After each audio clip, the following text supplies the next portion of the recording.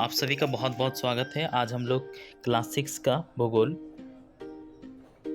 हमारी पृथ्वी के अध्याय 6 पृथ्वी के प्रमुख स्थल रूप के अभ्यास प्रश्न को हल करेंगे। तो आइए देखते हैं।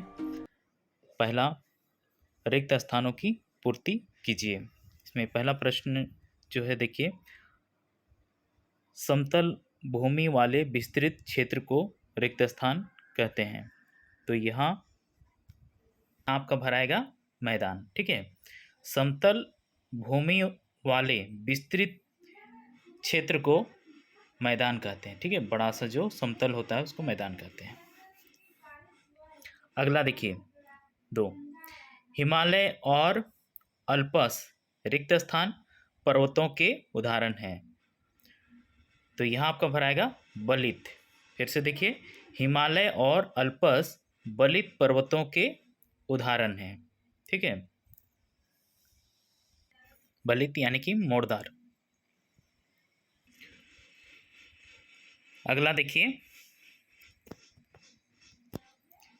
3 नंबर, खनिज की प्रचुरता रिक्त स्थान क्षेत्रों में होती है। तो यहाँ आपका भराएगा पठार। फिर से देखिए, खनिज की प्रचुरता पठार क्षेत्रों में होती है। ठीक है, पृथ्वी का ऊंचा समतल भाग को पठार कहते हैं। ठीक है, अगला देखिए, 4 नंबर, ज्वालामुखी पर्वत प्रायः रिक्त स्थान के आकार के होते हैं। तो यहाँ आपका भराएगा शंकु। ठीक है, किसी किताब में आपका हो सकता है रिक्त स्थान में यहाँ रहा होगा जिसमें ज्वालामुखी आप भर सकते हैं। ठीक है, फिर से देखिए, ज्वालामुखी पर्वत प्रायः शंकु के आकार के होते हैं। ठीक है, शंकु इस तरह से ट्रायंगल होता है ना। अगला देखिए, 5 नंबर, गंगा का मैदान रिक्त स्थान का उदाहरण है। तो यहाँ आपका भराएगा निक्षेपात्मक मैदान। ठीक है, फिर से देखिए, गंगा का मैदान निक्षेपात्मक मैदान का उदाहरण है। ठीक है, निक्षेपात्मक कहने का मतलब होता है पहाड़ी भागों में अपरदित पदार्थों को नदी अपने साथ आगे की ओर ले जाती है तथा इनको निचली जगह में जमा कर देती है। ठीक है, अब अगला प्रश्न देखिए, 2 नंबर, सही कथन पर सही तथा गलत कथन पर गलत लिखिए। देखिए, 1 नंबर है, हिमालय भ्रंशोत पर्वत है। तो ये आपका हो जाएगा गलत। ठीक है, हिमालय पर्वत जो है ये बलित पर्वत होता है। ठीक है, अगला देखिए, 2 नंबर, चट्टानों की काट छांट की प्रक्रिया निक्षेपण कहलाती है। तो ये भी आपका गलत हो जाएगा, क्योंकि चट्टानों की काट छांट की प्रक्रिया अपरदन कहलाती है। ठीक है, अब अगला देखिए, 3 नंबर, तिब्बत का पठार विश्व का सबसे ऊंचा पठार है। ये सही है। ठीक है, तिब्बत के पठार की ऊंचाई 4,500 मीटर। ठीक है, 4 नंबर देखिए, पर्वतीय क्षेत्रों में खनिज की प्रचुरता होती है।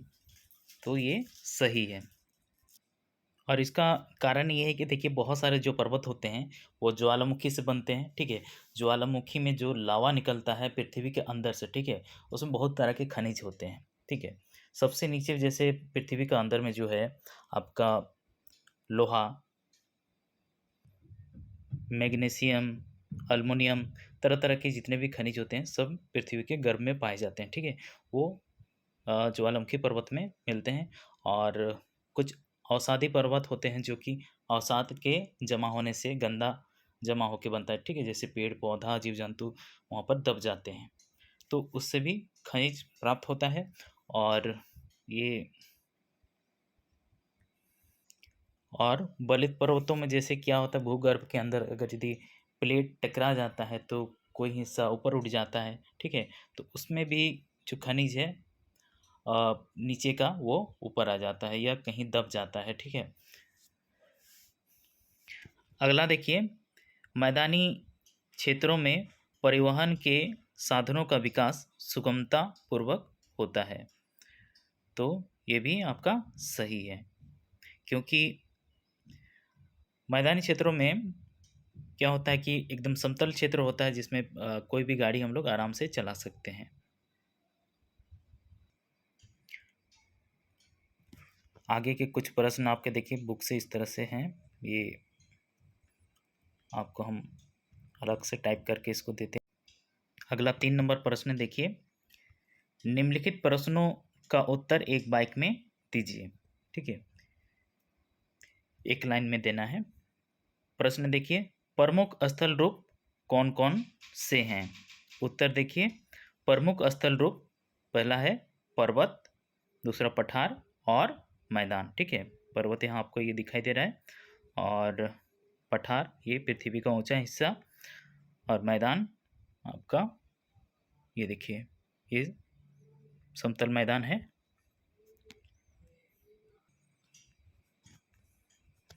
अगला 2 नंबर प्रश्न देखिए, अपर्दन के मुख्य चरण कौन कौन से हैं? उत्तर देखिए, अपर्दन के मुख्य चरण हैं टूटना और घिसना।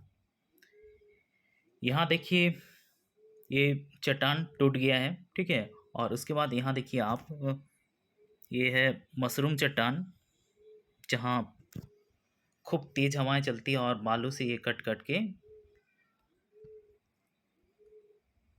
छाता के जैसा, मशरूम छत्रक के जैसा रूप ले लिया है, ठीक है। और उसके बाद ये देखिए ये चित्र भी, ये भी चट्टान कट के एक दरवाजे की तरह से गेट बन चुका है, ठीक है।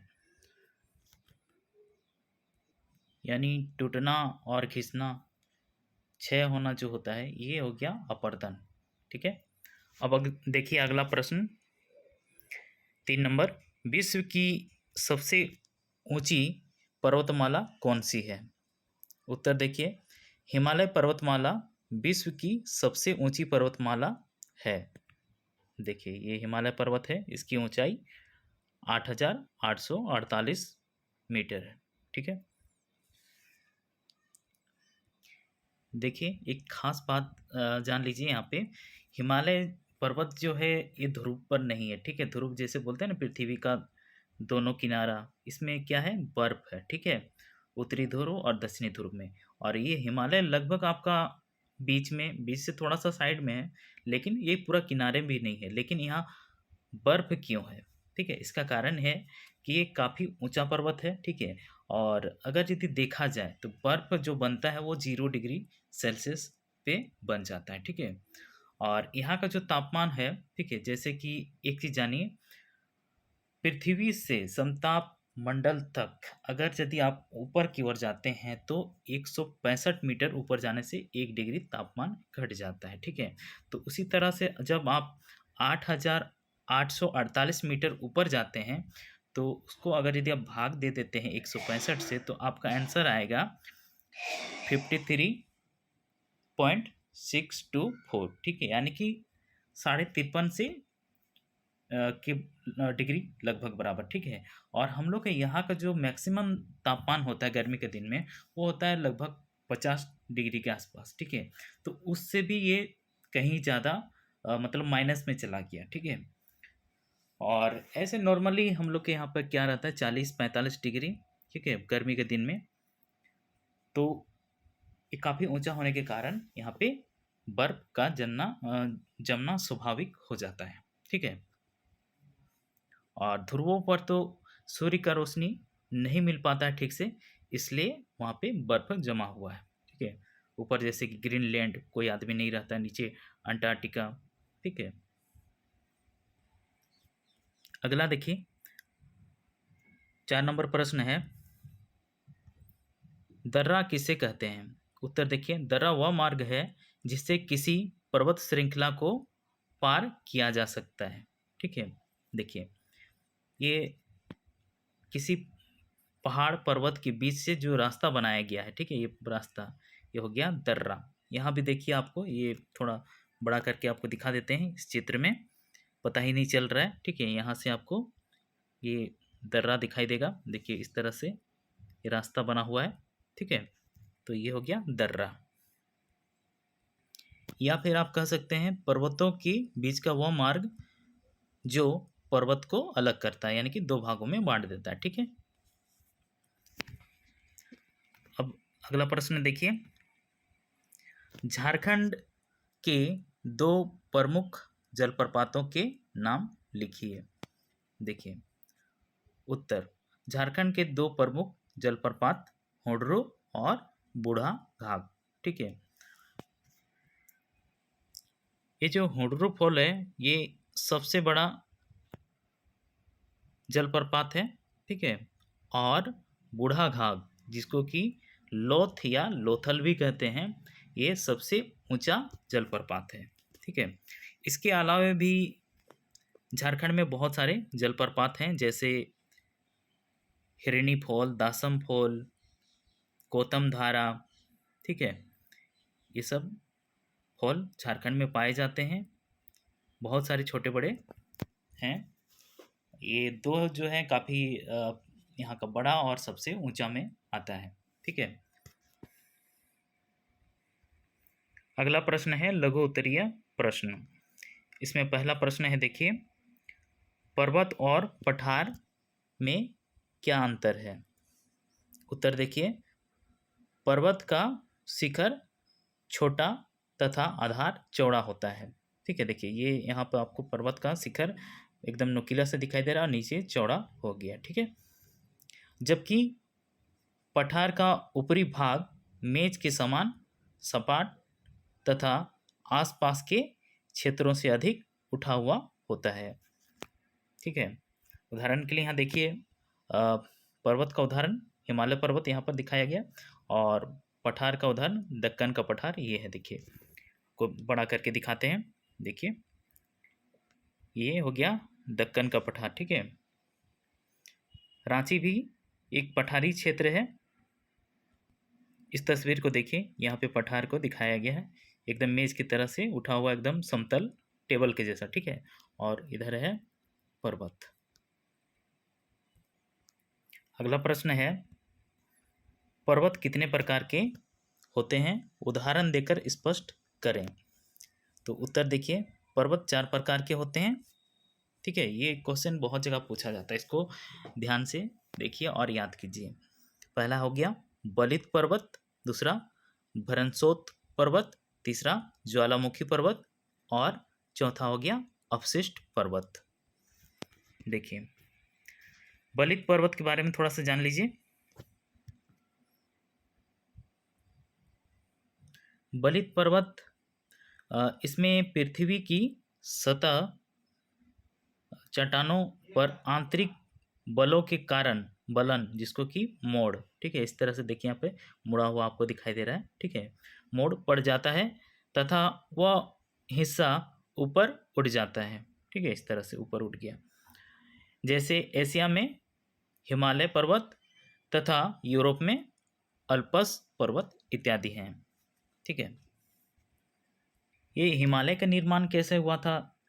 देखिए पृथ्वी के अंदर जब प्लेट आपस में टकरा गया, ठीक है, तब इसमें बलन मोड़ आ गया, ठीक है। जैसे कि आप दो चीज़ों को टकरा जाएगा तो क्या होगा, एक नीचे की ओर जाएगा और एक ऊपर की ओर चला जाता है, ठीक है, जस्ट वैसे ही।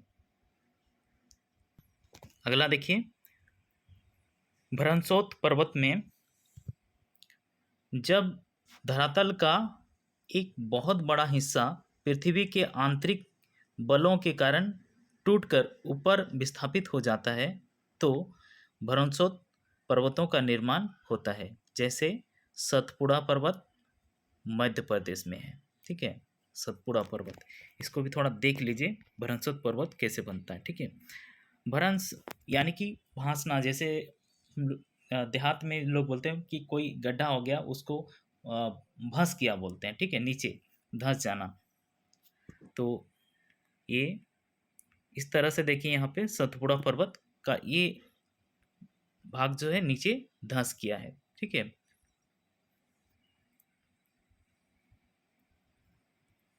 और इस तरह का कब होता है? जब प्लेट नीचे से खिसक जाता है, ठीक है, धरती खिसक जाता है। अगला देखिए, ज्वालामुखी पर्वत। इन पर्वतों का निर्माण ज्वालामुखी क्रिया के कारण पृथ्वी के अंदर से गर्म मैग्मा चट्टानों के टुकड़े तीव्र गति से निकलते हैं। ये मैग्मा तथा अन्य पदार्थ ज्वालामुखी के मुंह, ठीक है, ये वाला मुंह जिसको कि क्रेटर कहते हैं, के चारों ओर जमा होते जाते हैं, फिर पर्वत का रूप ले लेते हैं, जैसे अफ्रीका का किलिमंजारो तथा इटली का विसुवियस आदि। ठीक है, ये देखिए, इसको बड़ा करके आपको दिखाते हैं। इस तरह से देखिए, नीचे मैग्मा है, ठीक है, मैग्मा ऊपर जाता है, ये लावा का रूप लेके, ठीक है, गर्म लावा है, और इसको जहाँ भी कमज़ोर परत मिलता है वो उधर से निकलने की कोशिश करता है। ये थोड़ा दूर गया, उसके बाद इधर आगे ये रास्ता नहीं बना पाया, लेकिन यहाँ से ये ठीक उसी तरह से जैसे कुकर का सीटी बजता है, ठीक है, वैसे ही यहाँ से आपका गैस निकलना शुरू हो गया, लावा निकलते जाता है और ये पर्वत का रूप ले लेता है। ठीक है, अगला चित्र देखिए, ये ज्वालामुखी पर्वत, यहाँ से पूरा आग निकलता हुआ दिखाई देगा आपको, लाल अंगारे।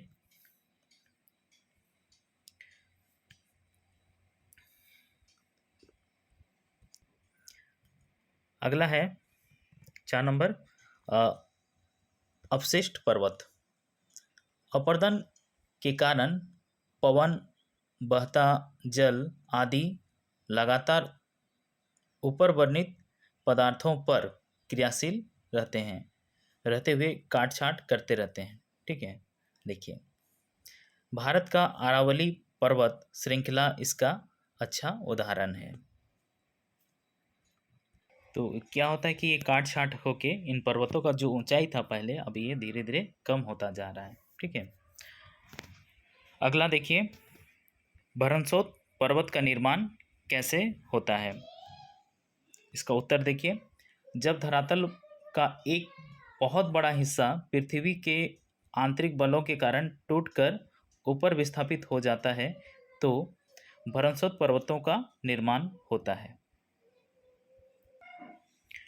और ये जो देखिए, आपको बड़ा करके दिखाते हैं भरणशोत पर्वत, इसमें क्या होता है, ज़्यादातर ये आपका ज्वालामुखी प्लेट का टकराने से ही ये सब होता है। ठीक है, आपस में टकराने से, या एक दूसरे के दूर चले जाते हैं प्लेट, या आपस में एक दूसरे को रगड़ते हुए पार हो जाते हैं। तो इस तरह का खास तौर से एक दूसरे से दूर चले जाने से या आपस में टकरा जाने से ये भरणशोत पर्वत का निर्माण होता है। इसको आप 9 क्लास में अच्छे से समझ जाइएगा। 9 क्लास का वीडियो में आप देख सकते हैं, उसमें हम आपको अच्छे से इसको बता दिए हैं। अगला देखिए प्रश्न, मैदानी भागों में जनसंख्या अधिक होती है, क्यों? ठीक है, तो उत्तर देखिए, मैदानी भागों में जनसंख्या अधिक होने का क्या कारण है? देखिए, मैदानी क्षेत्रों में रहने के लिए परिस्थितियां आसान होती हैं, मैदान काफ़ी उपजाऊ होते हैं, इस कारण ये कृषि के लिए काफ़ी उपयुक्त होते हैं। ठीक है, समतल भूभाग होने के कारण मैदानी भाग में परिवहन के साधनों को विकसित करना काफ़ी आसान होता है, यहाँ सालों भर जल की प्रचुरता रहती है। इन सब कारणों से मैदानी भागों में जनसंख्या अधिक होती है।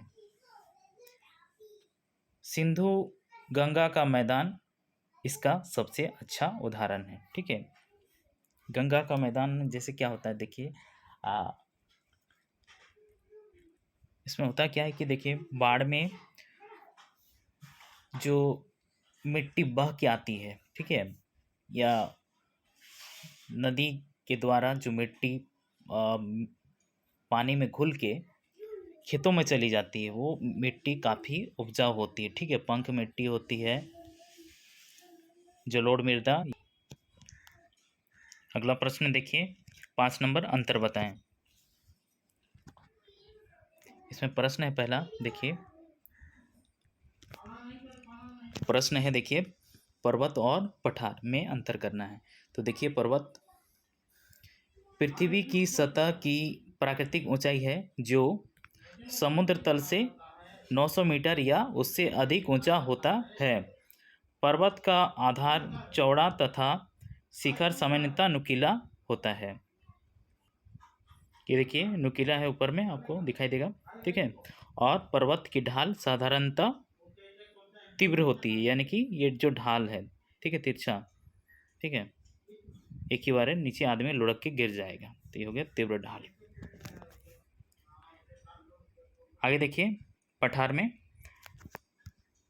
पठार धरातल का वह विशिष्ट रूप है जो अपने आसपास के स्थल से पर्याप्त ऊंचाई पर होने के साथ साथ जिसका शीर्ष माने ऊपर का, ठीक है, भाग चौड़ा और सपाट होता है, ठीक है। सामान्यतः पठार की ऊंचाई 300 से 500 मीटर तक होती है। कुछ पठारों की ऊंचाई हजारों मीटर तक हो सकती है, जैसे कि दक्कन का पठार, ठीक है। तो देखिए फिर से इसको, पठार इस तरह से आपका एकदम समतल यहाँ पर दिखाई देगा, है ना। अगला प्रश्न है, उत्खंड और द्रोणी में अंतर करना है। तो देखिए उत्तर, उत्खंड क्या है? भ्रमशोत पर्वत में ऊपर उठे हुए भाग को उत्खंड कहते हैं। यूरोप का बासजेस पर्वत उत्खंड का उत्कृष्ट उदाहरण है। देखिए ये ऊपर उठा हुआ भाग, देखिए ये हो गया आपका उत्खंड, ठीक है। और नीचे जो धंस गया है ये हो गया द्रोणी, ठीक है। आगे देखिए द्रोणी, भ्रमशोत पर्वतों में नीचे धंसे भाग को द्रोणी कहते हैं। राइन नदी घाटी इसका उत्कृष्ट उदाहरण है। भारत में नर्मदा नदी। अगला है 6 नंबर, कारण बताएं। मैदान बहुत उपजाऊ होते हैं, ठीक है, इसका कारण बताना है। तो देखिए उत्तर, प्रत्येक वर्ष बाढ़ों के दौरान बड़ी मात्रा में अवसाद जो कि रेत, मिट्टी के कण, कंकड़, पत्थर आदि नदी के आसपास के नीचे क्षेत्रों के मैदानों में जमा हो जाते हैं। साथ ही यहाँ सालों भर जल की प्रचुरता रहती है, जिससे उपजाऊ मैदान बन जाते हैं, ठीक है। देखिए देखिए मैदान का उपजाऊ होने के कारण है कि प्रत्येक साल जब बारिश होता है तो नदी अपने साथ जो बाढ़ में जो देखिएगा एकदम पूरा मिट्टी जैसा पानी दिखाई देता है, तो वो अपने साथ मिट्टी को बहा के लाता है, ठीक है। एकदम पंख जो यानी कि पाउडर जैसा मिट्टी होता है, वो मैदान में जाके कहीं भी वो उसको फेंक देता है। कहने का मतलब है कि पानी बहुत ऊपर तक चला जाता है तो वो वहाँ पर जमने लगता है, ठीक है। तो ये जो मिट्टी होता है बहुत ही उपजाऊ मिट्टी होता है, जलोढ़ मृदा, ठीक है, जिसमें कि रेत, मिट्टी, कण और कंकड़ पत्थर इत्यादि होते हैं, ठीक है। कंकड़ पत्थर वाला कम उपजाऊ होता है, जो सामने ही होता है और दूर तरफ पंख मिट्टी जाता है, ठीक है।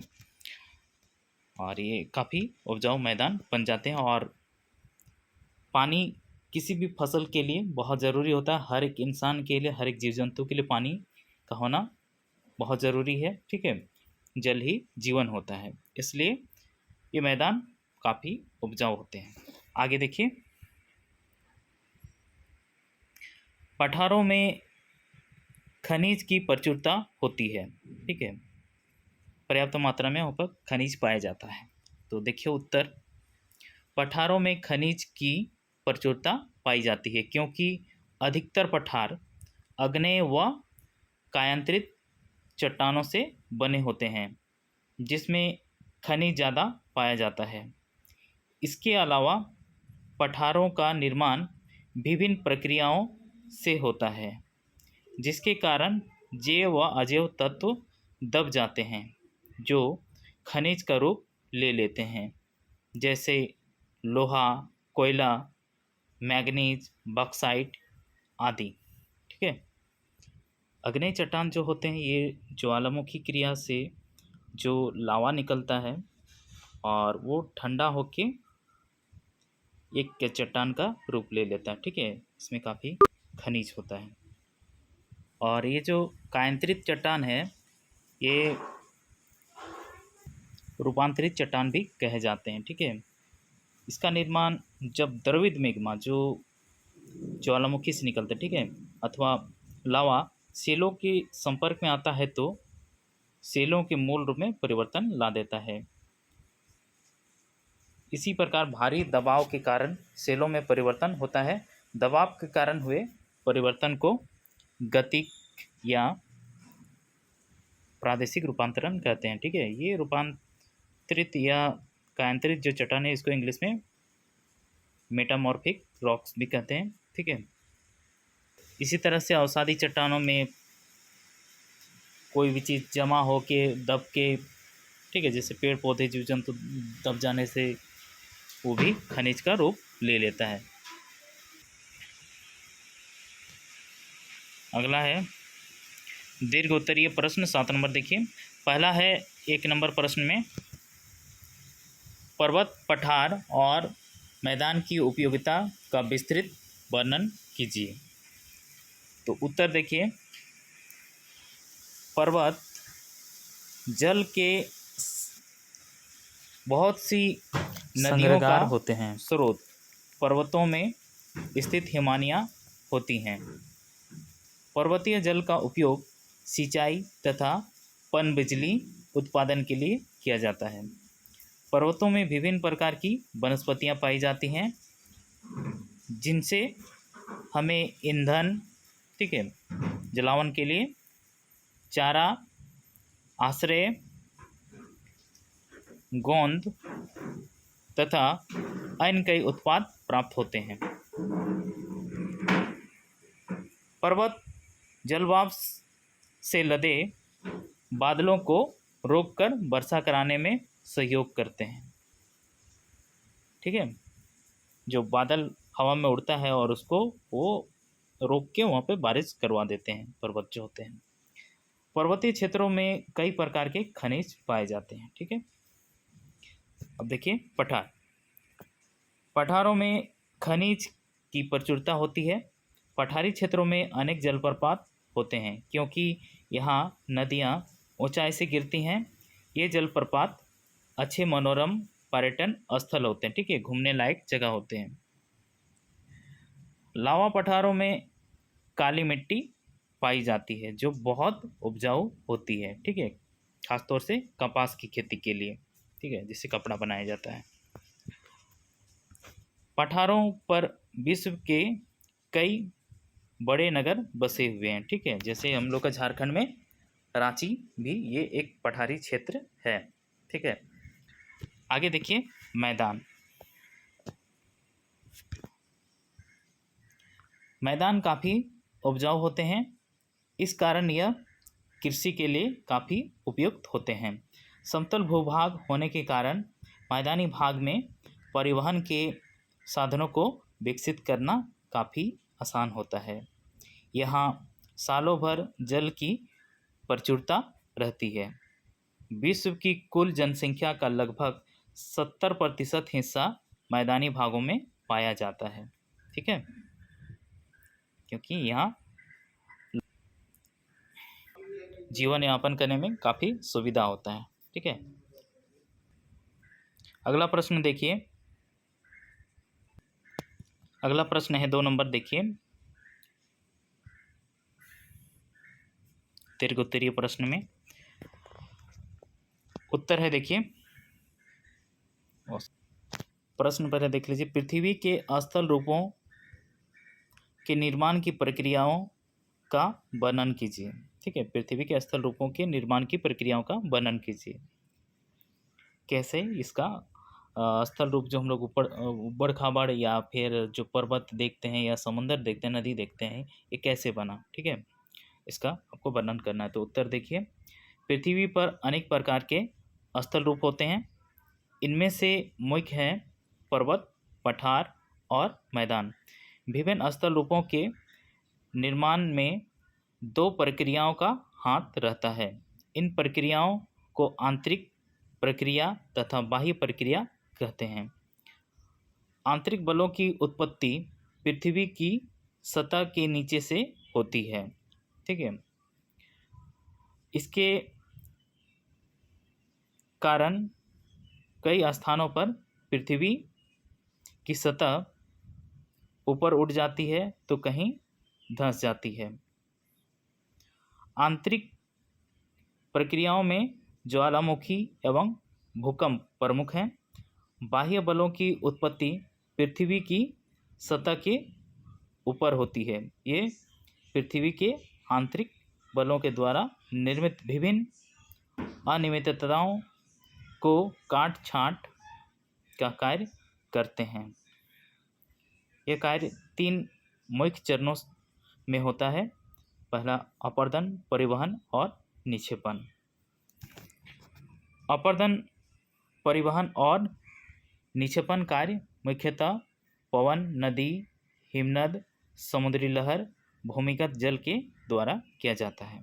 ठीक है, इसको थोड़ा सा समझ लीजिए संक्षेप में। देखिए, आंतरिक बल में क्या होता है कि ज्वालामुखी क्रिया होता है, भूकंप होता है और इसमें स्थल रूप का एकदम पूरा नक्शा ही चेंज हो जाता है। ठीक है, और बाह्य बलों में क्या होता है कि जैसे हवा तेज चलने लगता है, ठीक है, तो उसमें से क्या होता है कि ये इस तरह का चट्टानों को काट देता है धूल। ठीक है, और कहीं भी अपशिष्ट चट्टान यानी कि अवसादी चट्टान वगैरह का निर्माण हो सकता है और बारिश होने से खूब बाढ़ आ जाता है। ठीक है, और बाढ़ हो जाने से भी स्थल रूपों का जो देखने में परिवर्तन होता है। ठीक है, आगे है, देखिए परियोजना कार्य। ये हो गया आपका प्रोजेक्ट कार्य में। पहला प्रश्न है, विश्व का मानचित्र पर निम्नलिखित को संकेत के माध्यम से दर्शाएं। ठीक है, हिमालय पर्वतमाला। देखिए, हिमालय पर्वतमाला जो है भारत का सबसे ऊपर ही है। ठीक है, यहाँ पे 1 नंबर लगा के आप दिखा सकते हैं इसको। और उसके बाद है अल्पस पर्वत। अल्पस पर्वत यहाँ पे आप दिखा सकते हैं। ये अल्पस पर्वत फ्रांस में है। ये यूरोप की सबसे बड़ी पर्वतमाला है। ठीक है, और इस पर्वत का जो निर्माण हुआ था, देखिए, ये पृथ्वी के अंदर टेक्टोनिक चट्टानों के सिकुड़ने और मुड़ने से हुआ। ठीक है, इसके बाद है तीसरे नंबर पे किलिमंजारो। किलिमंजारो अफ्रीका में, ये तंजानिया में पड़ता है। इस जगह पे देखिए ध्यान से, यहाँ पे आप दर्शा सकते हैं 3 नंबर। ठीक है, किलिमंजारो अफ्रीका की सबसे ऊंची चोटी है। इसकी ऊंचाई जो है 5895 मीटर है। अगला है दक्कन का पठार। दक्कन का पठार भारत के बीच में आपको यहाँ पे दर्शाना है। ठीक है, दक्कन का पठार एक भौगोलिक रूप से भिन्न क्षेत्र है जो गंगा के मैदान के अब देखिए अगला प्रश्न 2 नंबर, चार्ट पेपर पर पृथ्वी के विभिन्न स्थल रूपों का प्रदर्शन अलग अलग रंगों से करें। तो आपको इस तरह से एक पृथ्वी का चित्र बना लेना है और इसको कलर कर देना है। ठीक है, ये हो गया समंदर और ये हो गया उसका स्थल। ठीक है, पहाड़, पर्वत, मैदान सब इसी में आ जाएंगे। ये पार्ट आपका ही समाप्त होता है। जो भी बच्चे इसको सब्सक्राइब नहीं किए हैं, इसको सब्सक्राइब कर लीजिए, लाइक कीजिए, शेयर कीजिए अपने दोस्तों में। और कोई दिक्कत हो तो कमेंट बॉक्स में लिखिए। ठीक है, आपको और भी वीडियो चाहिए तो आप प्ले लिस्ट में जाके देख सकते हैं। मिलते हैं अगले वीडियो में, तब तक के लिए टेक केयर, बाय, जय हिंद, जय भारत।